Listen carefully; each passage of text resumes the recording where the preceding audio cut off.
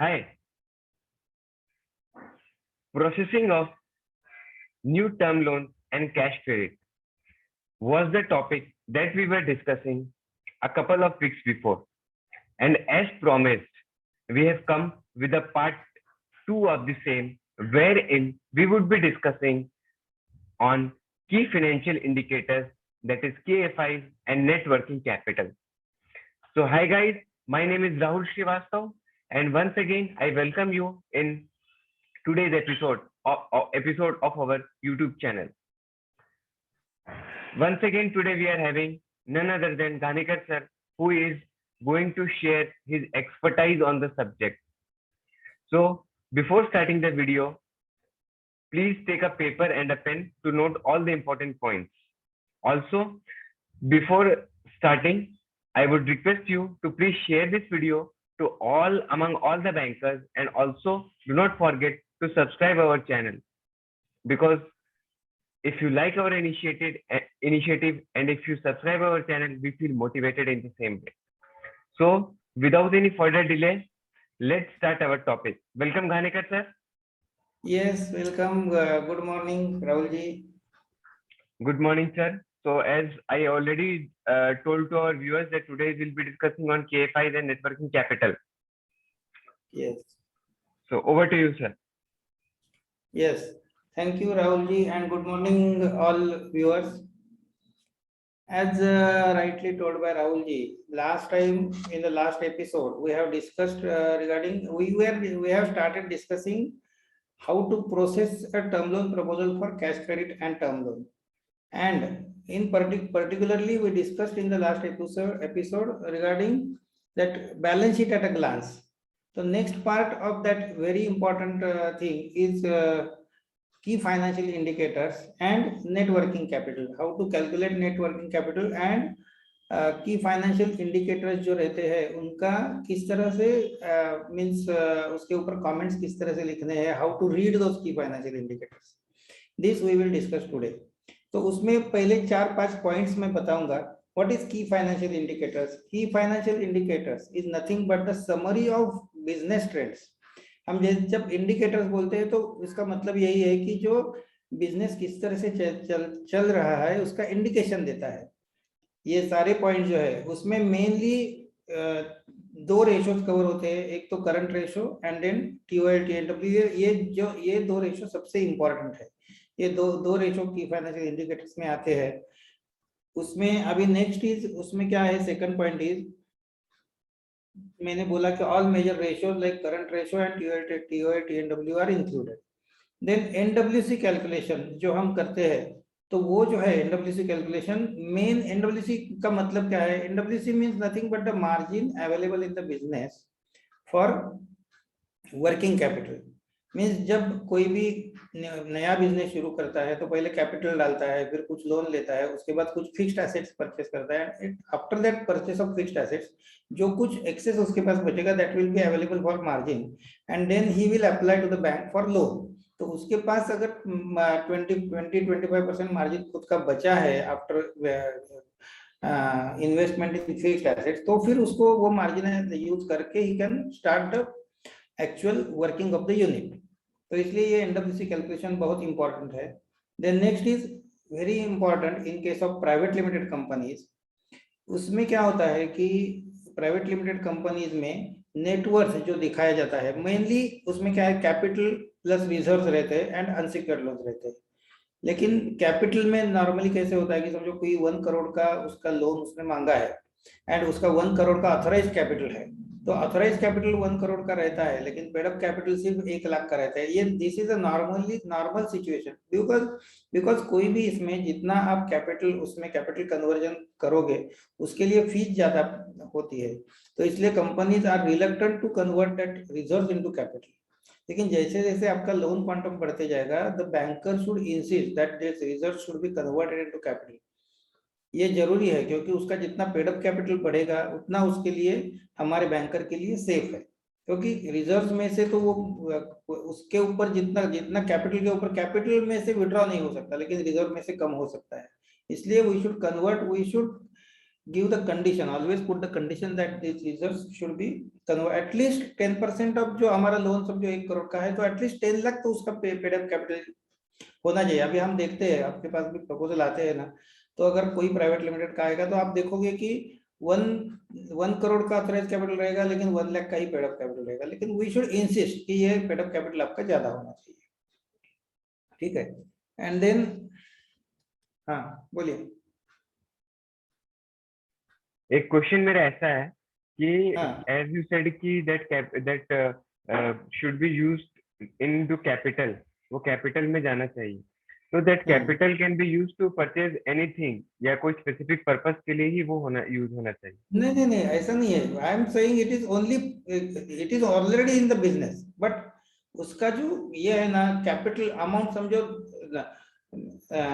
1 लाख ही उसका paid up capital है और ऑथराइज कैपिटल है 1 करोड़, लेकिन रिजर्व में पड़ा है उसका समझो 50 लाख, ठीक है। तो हमें क्या करना चाहिए कि वो रिजर्व में का part of that reserve should be converted into actual capital. तो जब रिजर्व से आपको कैपिटल में कन्वर्ट करना पड़ता है ना, तो आरओसी पे उसका कुछ चार्जेस देना पड़ता है, तो वो चार्जेस अवॉइड करने के लिए companies are reluctant to convert that into capital, इसलिए तो नॉर्मली दे आर रिलक्टेंट, लेकिन हम इसका पीछे लग के ये करके लेना चाहिए ऐसा एटलीस्ट। हाँ हेलो। मतलब जो सरप्लस अमाउंट है उसको हमको हाँ कैपिटल में कन्वर्ट करना चाहिए। हाँ, सम पार्ट मीन्स मेरा ये कहना है कि हमारे लोन अमाउंट के एटलीस्ट 10% उसका पेड अप कैपिटल होना चाहिए। ऑथराइज कैपिटल तो बहुत है लेकिन पेड अप कैपिटल बहुत कम रहता है, normally this is observe in many cases ऐसा, ठीक है। देन दूसरा सबसे इंपॉर्टेंट है कि जब हम डिस्कस करेंगे केएफआई में, तो केएफआई और एनडब्ल्यूसी इसके ऊपर सारा प्रपोजल निर्भर है, क्योंकि एनडब्ल्यूसी जब आएगा तो NWC plays a important part in working capital assessment, and KFI जो है वो एक्सेप्टेड, इसमें क्या है सेल्स लेवल है या फिर प्रॉफिट लेवल है, तो ये सारे हम एक्सेप्ट करते हैं लेवल्स। एक्सेप्ट करते हैं मीन्स क्या है कि अभी सेल्स का सीए में डेटा दिया है उसने कुछ देके प्रपोजल में, फिर वो उसको समझो एकदम ज्यादा उसने सेल्स दिखाया है, तो वेदर वी शुड एक्सेप्ट और नॉट। अगर हम एक्सेप्ट करते हैं तो ही वो नायक कमेटी क्या बोलता है कि working capital should be calculated on the basis of accepted level of sales, तो that acceptance should be with justification. Means समझो किसी का 1 करोड़ का सेल्स लास्ट ईयर था, अभी एकदम 2 करोड़ सेल्स हो गया है, तो वो 1 करोड़ से 2 करोड़ नॉर्मल जो है वो 30%, हमने लास्ट टाइम भी डिस्कस किया था कि 30% rise is acceptable, but anything beyond 30% should be specifically justified with orders on hand actual ऐसा। तो वो उसके लिए जो प्रॉपर जस्टिफिकेशन है वो नोट में हमने राइट डाउन करना चाहिए। अगर ज्यादा आप एक्सेप्ट कर रहे हो तो ऐसे नहीं है कि सीए में दे दिया उसने तो वो एक्सेप्ट करना है हमें, ऐसा नहीं है। वी हैव द लिबर्टी कि हम कितना एक्सेप्ट करना है, उसके लिए जस्टिफिकेशन दिया है क्या।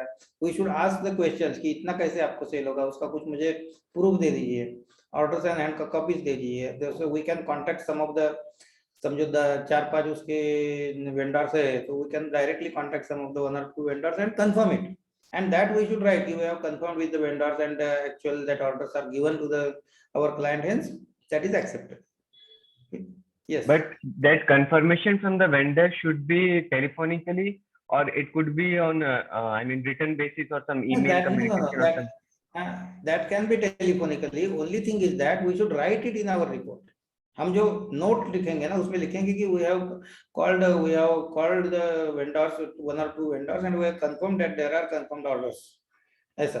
मीन्स इसका रीजन ये है कि कोई ऐसे ही कोई ऑर्डर्स के कॉपीज लाके दे नहीं रहा है ना, इसलिए हमें 1-2 वेंडर्स के पास कंफर्मेशन करना चाहिए। If there is a vast increase means 1 crore से एकदम 2 करोड़ हो रहा है तो हमको पूछना चाहिए ऐसा। नॉर्मल कोर्स में तो कुछ जरूरी नहीं है। हम जब एग्जांपल देखेंगे तो हम इसमें इसके बारे में और डिस्कस करेंगे, ठीक है। चलो राहुल जी अभी वो टेबल ये करेंगे।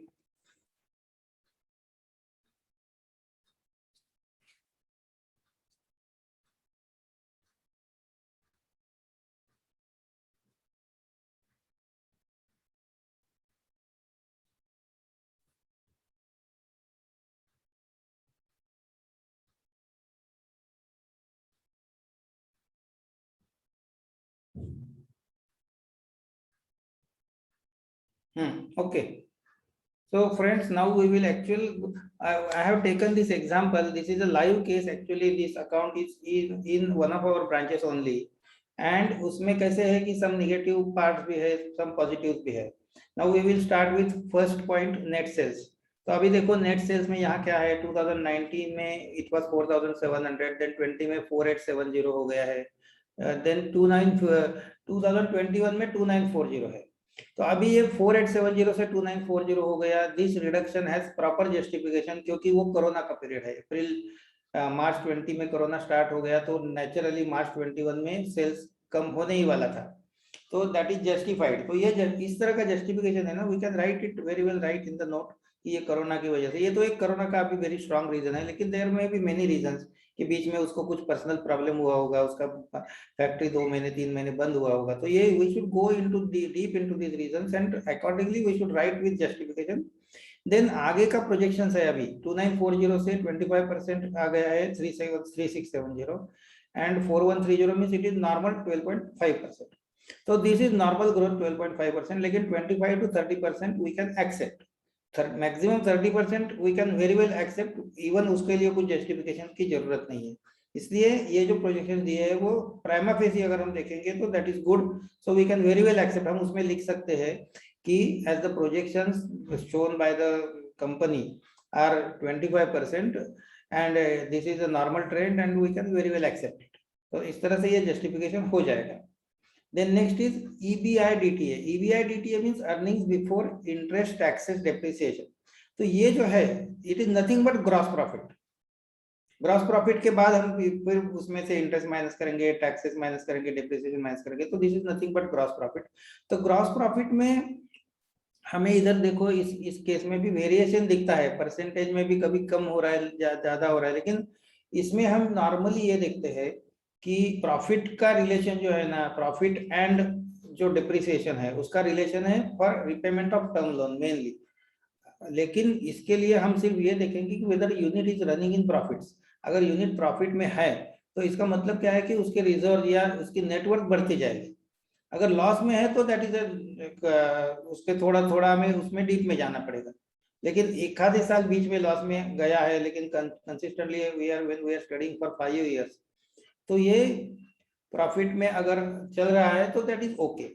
And one important thing is that जब ये की फाइनेंशियल इंडिकेटर्स हम देखेंगे, we will accept the CMA. ये बहुत इंपॉर्टेंट है कि हमने जब सीएमए एक्सेप्ट करेंगे तो CMA should be for last 3 years. In case of particularly in case of CC, it should be for last 3 years and next 2 years projected. जैसे यहाँ दिया है 19, 20, 21 का 20 ऑडिटेड है, 21 का टेंटेटिव है, 19, 20 का ऑडिटेड, 21 का tentative and projected for 22, 23. This is acceptable for CC.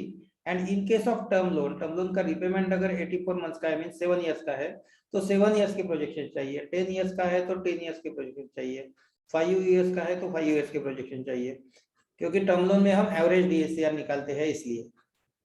ठीक है, तो इस तरह से तो ये प्रॉफिट जो है प्रॉफिट में है that is sufficient for us.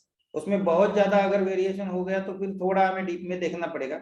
And we will compare this with by studying his जो वेरिएशंस उसमें रहेगा वो वी विल जो detail profit and loss account है उसमें हम स्टडी करेंगे कि उसमें कौन कौन से इसमें वेरिएशन हो गया. कभी समझो ट्रेवलिंग चार्जेस एकदम एक्सेस हो गए या फिर कुछ अनफोर्सिन उसके समझो प्रॉफिट बढ़ा है. तो कभी कभी क्या होता है कि जो कंसल्टेंसी चार्जेस है वो किसी साल मिलते हैं, किसी साल नहीं मिलते हैं. तो वो कंसल्टेंसी चार्जेस की वजह से भी एक आधे साल में एकदम ज्यादा प्रॉफिट होता है और नेक्स्ट ईयर फिर कम होता है. तो that will be justified in our note. Justification के साथ वो ये करना चाहिए. And this should always be read with net profit. ये नेट प्रॉफिट आफ्टर टैक्स जो है, तो ये gross profit and net profit के जो कुछ वेरिएशंस है वो एक्चुअल प्रॉफिट एंड लॉस में रीजन देख के कुछ कुछ आप देखोगे ना, प्रॉफिट एंड लॉस का आइटम कंपेयर करोगे तो आपको इमीडिएटली दिखता है कि कहाँ चेंजेस हो गए. मींस लास्ट ईयर समझो ट्रैवलिंग एक्सपेंसेस बहुत ज्यादा थे, इस बार कम हो गए. मे बी द उसको बिजनेस डेवलपमेंट के लिए वो कहीं फॉरेन गया होगा तो इसलिए दो चार बार अगर फॉरेन में जाता है तो भी उसके एक्सपेंसेस बढ़ सकते हैं. तो इस तरह से there are so many reasons. This is only one example. ठीक है. Yes. Sir, I have one question. As you said that whenever we are going to check the financials, it should be of the previous 2 years, current year, and the coming 2 years. But somehow, if it is not possible for the customer to submit the audited financials of the last two, or he is reluctant to submit the financials of the last 2 years, so in that case, what should we do? नहीं, actually कैसा है ना कि इस साल का means अभी 21 है, अभी 22 चल रहा है, ठीक है। तो अभी समझो उसका मार्च 21 का ऑडिटेड बैलेंस शीट नहीं आता है ना, तो that is okay. That in that case हम क्या करते हैं कि सीए का एक सर्टिफिकेट लेते हैं या फिर उसके पास से लिख के लेते हैं कि हमने ये सबमिट किया है, and there will not be variation more than 5 to 10% in this figures, ये लेते हैं। लेकिन अगर 19 और 20 का भी उसके पास ऑडिटेड नहीं है ना, तो then we should not go for any नया प्रपोजल है, तो we should not accept that proposal, क्योंकि अगर वो नहीं कर रहा है तो he is not having that discipline ना, तो हमें एक्सेप्ट करना ही नहीं चाहिए। Figures should be always audited. Unaudited figures में कैसा है, जहां कंपलसरी नहीं है, मींस कुछ अमाउंट के अभी 40 लाख तक समझो ऑडिट अल्लाह ये नहीं है, ऑडिट करने की ऑडिटर्स की जरूरत नहीं है, और फिर सिर्फ उसने भर के दिया तो चलता है, तो in that case we can only समझो प्रोप्राइटरशिप कंसर्न है छोटा, तो उसमें हम क्या करते हैं कि उसका अनऑडिटेड बैलेंस शीट लेते हैं, लेकिन उसके साथ उसका आईटीआर लेते हैं, and we match that ITR with this balance sheet, है ना, इस तरह से। इसलिए ये अदरवाइज ऑल्सो भी इसमें भी हम मैच करते ही है आईटीआर का। लेकिन कंपनी का क्या होता है कि कंपनी का नॉर्मली ऐसे नहीं होता है कि कंपनी का ऑडिटेड बैलेंस शीट एक बार हो गया तो ऑडिटेड मैच करता ही है। लेकिन छोटे फर्म में जहां ऑडिट की जरूरत नहीं है, ऑडिटेड बैलेंस शीट की जरूरत नहीं है, वहां we should take actual proprietor है तो उसका पर्सनल आईटीआर उसके साथ कंपेयर करेंगे, ठीक है। लेकिन अनऑडिटेड हमने जहां ऑडिट कंपलसरी है वहां अनऑडिटेड एक्सेप्ट नहीं करना, ओके, ठीक है। देन आप अगर एचओ में प्रपोजल भेजते हैं तो वो कैसे करते हैं, इवन क्वार्टरली भी वो कंपलसरी करते हैं कि अभी समझो सितंबर क्वार्टर खत्म हो गया तो वो ये क्वार्टर का भी फिगर दे दो, इस तरह से हमें आता है। तो even HO and ZO is also strict on that, ठीक है। Then we will go to next, cash accruals. Cash accruals जो है, नेट प्रॉफिट हमने देखा, cash accruals is nothing but, cash accruals means क्या है, net profit plus depreciation.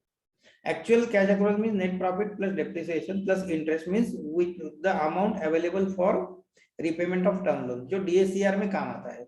Otherwise cash एक्रूवल्स पे हमें इसमें नोट में कमेंट देने की जरूरत नहीं रहती है, क्योंकि ये भी कैश एक्रूवल्स किसके ऊपर निर्भर है, प्रॉफिट के ऊपर ही निर्भर है। जितना प्रॉफिट आपका ज्यादा रहेगा उतने कैश एक्रूवल्स ज्यादा रहेंगे, जितने लोन क्वांटम कम रहेंगे उतने कैश एक्रूवल्स ये होंगे आपके ज्यादा रहेंगे, क्योंकि ऐसे होता है ना वो। देन नेक्स्ट इज नीचे थोड़ा, टेंजिबल नेटवर्थ।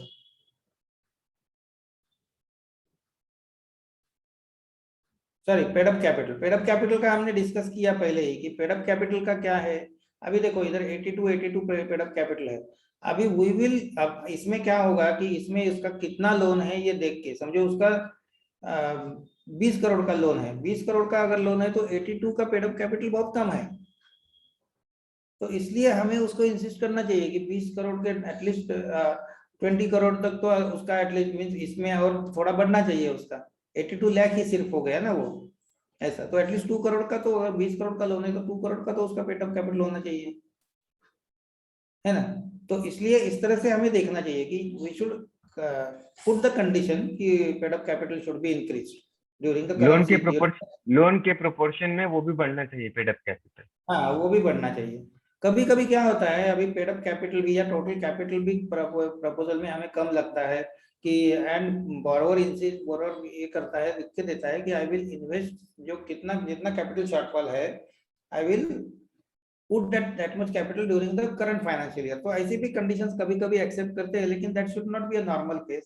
तो ऐसे केसेस में हम सीए सर्टिफिकेट लेते हैं कि capital that this much capital is infuse. लेकिन मेरा ये कहना है कि ओनली सीए सर्टिफिकेट लेने से कुछ नहीं होता है। We should go through the statement of account of that borrower and we should confirm whether he has actually deposited the money, क्योंकि जब उसका कैपिटल आएगा तो वो अपने सीसी अकाउंट से ही तो रूट होना चाहिए। तो हम ये उसको बोलेंगे कि आपको जो कुछ कैपिटल रूट करना है you should route it through CC, means उसके पर्सनल अकाउंट से उसके सीसी में आया है, तो दैट वी कैन से कि उसका आया है, और फिर उसके बाद उसका सीए का सर्टिफिकेट भी दे दो।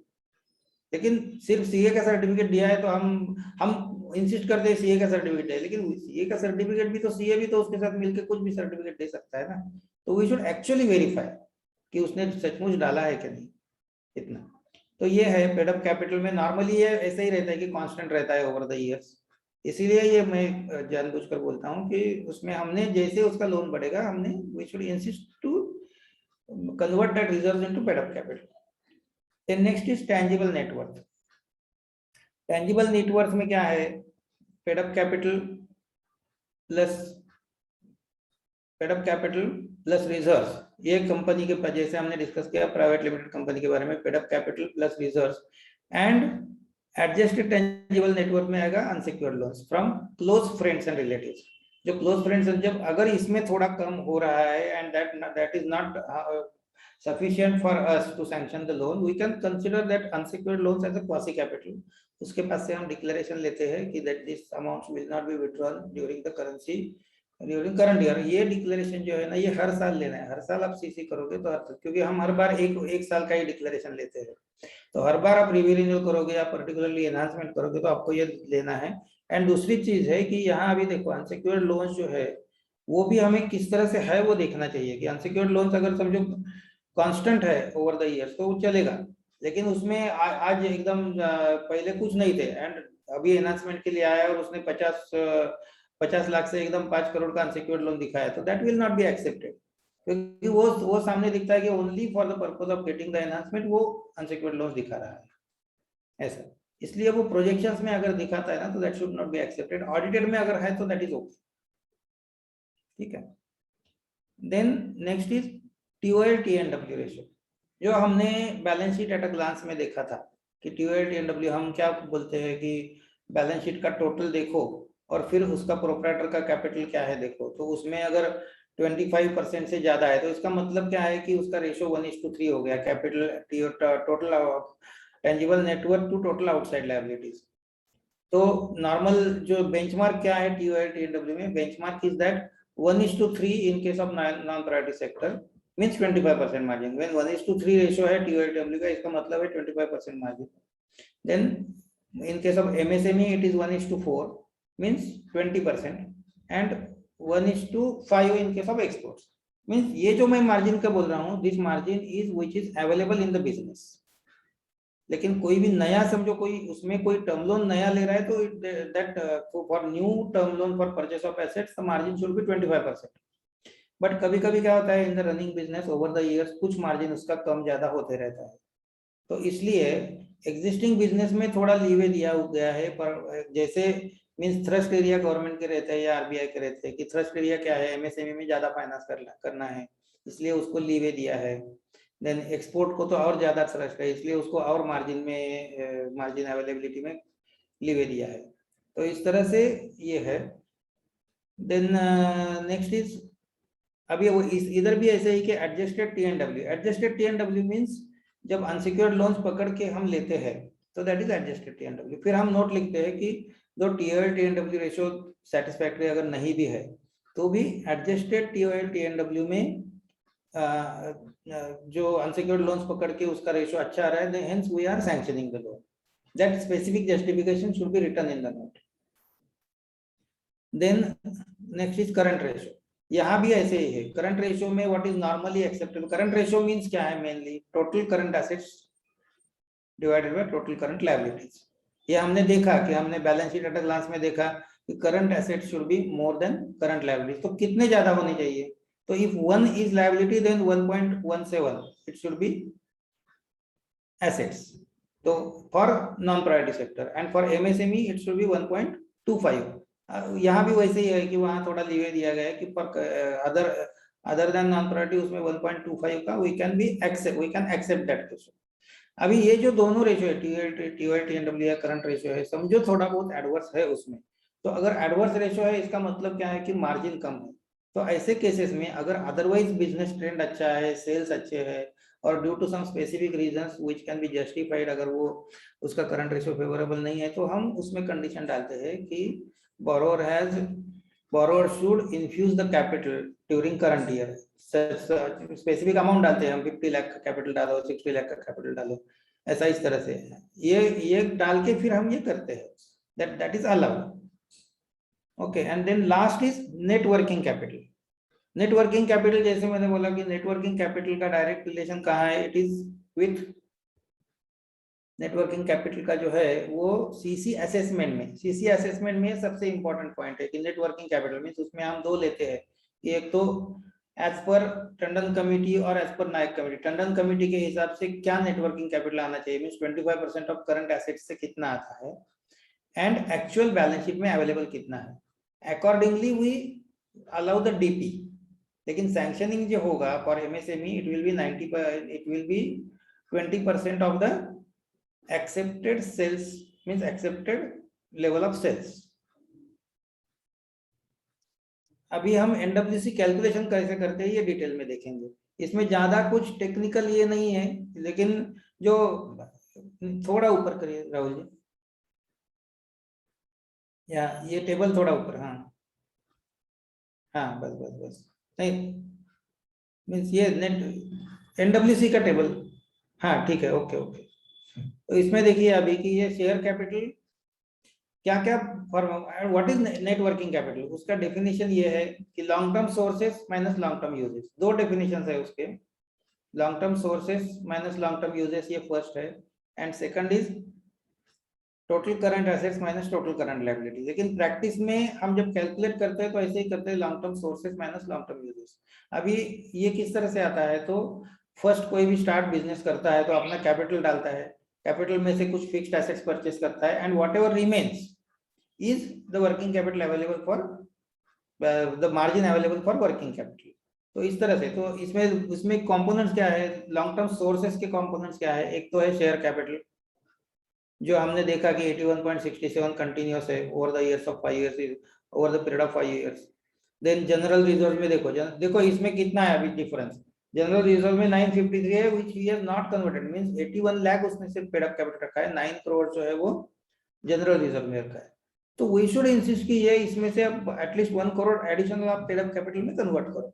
ये इसलिए मैं ऐसे देखता हूँ, everywhere this is the way, balance sheet का ऐसे ही रहता है। और हम फिर उसको कुछ इंसिस्ट करेंगे तो फिर हमारे यहाँ से चला जाएगा बैंक से, इसलिए हम डर के उसको नहीं बोलते हैं कुछ।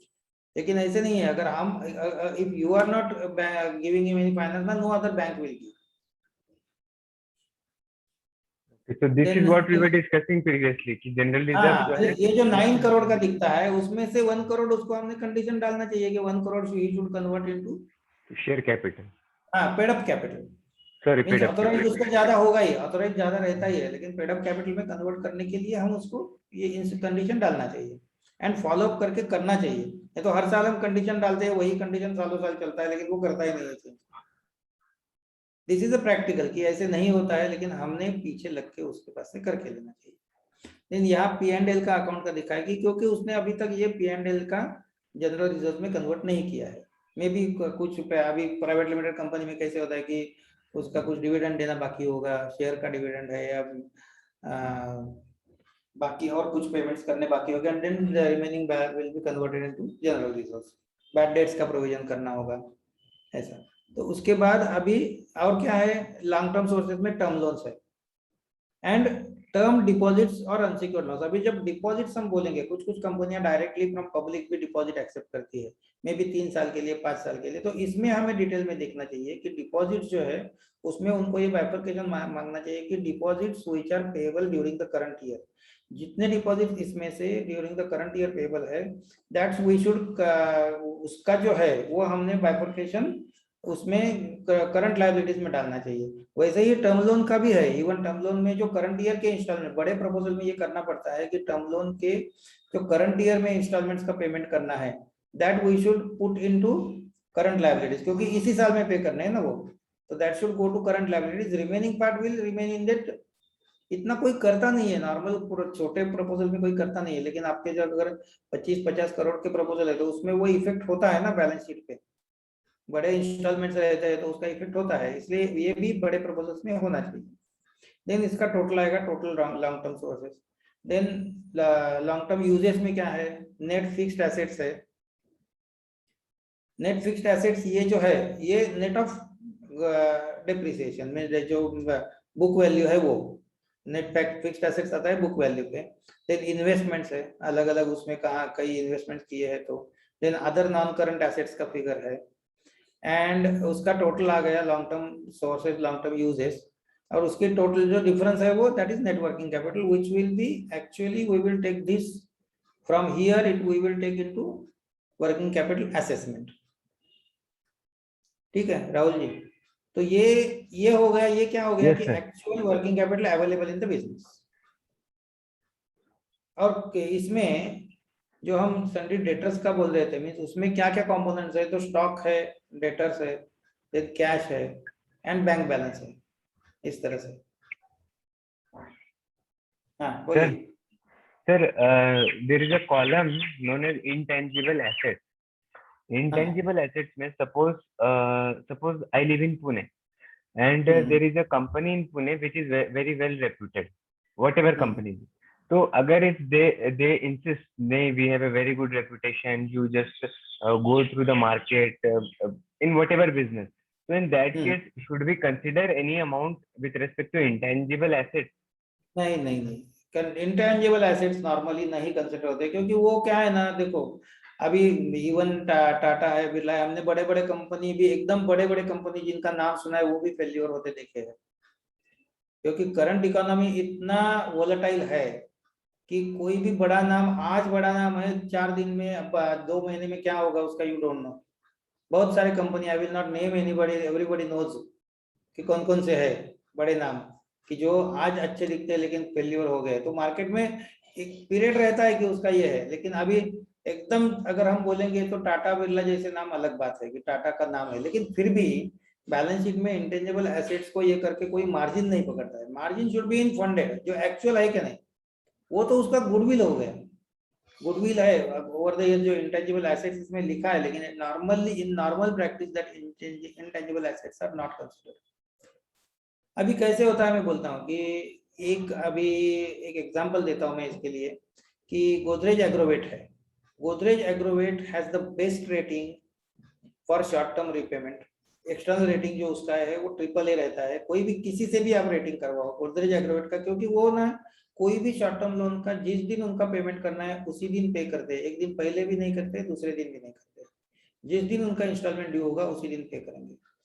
तो हमने हमारे ब्रांच में से गोदरेज एग्रोवेट को बिल डिस्काउंटिंग का लिमिट दिया था। नॉर्मली हम बिल डिस्काउंटिंग का लिमिट देते हैं, normally it is against LC bill discounting और कुछ ना कुछ सिक्योरिटी रहता है, लेकिन हमारे बैंक ने गोदरेज एग्रोवेट को 90 करोड़ का क्लीन लिमिट दिया था without having any security, because that is called as goodwill. ये मैं गुडविल का एग्जांपल देता हूँ कि इसमें इनको क्यों दिया है, क्योंकि 100% गारंटीड है कि इनका पेमेंट रहेगा ही नहीं, and that is not for single year, that is over the years, for last decade or more than decade वो ऐसे चल रहा है कि उनका रेटिंग इतना अच्छा है। इसलिए our bank, our head office also sanction without any security, without any only promissory note और ये कुछ ये एग्रीमेंट लेके उनके पास से उनको ये हमने लोन सैंक्शन किया था bill discount. Those are exceptional cases.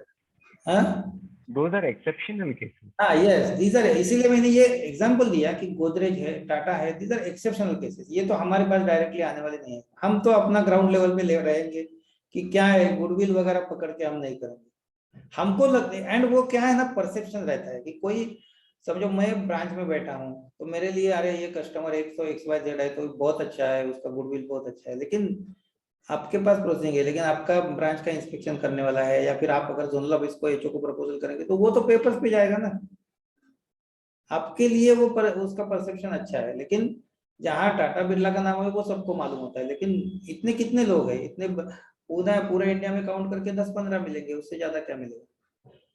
इसलिए ये हम नहीं लेते हैं इंटेंजिबल एसेट्स। ओके यस, तो और कुछ questions Rahul ji? I think that was all for today. Yes, sir. So we have tried to cover the maximum points with respect to assessment of new credit proposals, especially term loan and cash credit. How to go ahead, especially sir, we have discussed today. Sir has guided us. He has shared his expertise on key financial indicators and net working capital. Even then, the more we practice, the more we take the proposals on our hand, the more we do it, practically will come out with more doubts. So I request you that in case you come across more doubts, then please do comment on YouTube channel as well. Also, our phone calls are available anytime. Please don't hesitate to call us anytime. Yes, sir. हाँ, मैं इसमें और एक add करूंगा कि जैसे हमने start में डिस्कस किया था, this was the second part, this is the second part for term loan and CC. अभी थर्ड पार्ट में we will discuss regarding actual working capital assessment, CC assessment and term loan assessment. That we will do in detail, and in the last part the other remaining aspects we will take. So there will be 4 parts, and then if there are questions, मुझे लगता है कि अभी आज का जो session है particularly इसमें बहुत सारे questions, there may be many doubts, और अगर ये करते हैं तो आने चाहिए डाउट्स लोगों को. जितने डाउट्स आएंगे उतना अच्छा है कि you should clarify the things. तो मैं I will request all the viewers कि इसमें जितने भी डाउट्स है you can clarify. कोई भी क्वेश्चन पूछो, अगर मुझे नहीं मालूम है तो I will also contact the experts and I will get it for your information. Okay. Okay. So Yes. this was part 2. Part 3 and part 4 will try to upload it at the earliest next week probably, because sir, because people also, viewers also need time to go through all these videos. So Yes, we'll yes. try to upload it in next week, most probably on a holiday. And if you like our initiative, please do subscribe to our channel, share this video, because this video is for especially for bankers and young bankers. As we people are in dire need of this knowledge, because this comes into practical day-to-day banking, और इससे बहुत कुछ सीखने को मिलता है. Wherever there is a doubt, we are always available for all of you. Don't hesitate to call us, and please do not forget to share this video in other groups as well. And take care of yourself. Happy Navaratri to all of you, and with proper precautions, enjoy your Navaratri festival. Till then, bye bye, take care, and we'll meet shortly with our next video. Thank you, sir. Thank you for sharing your Thank you, Rahul. expertise. Yes, thank you, Rahul ji.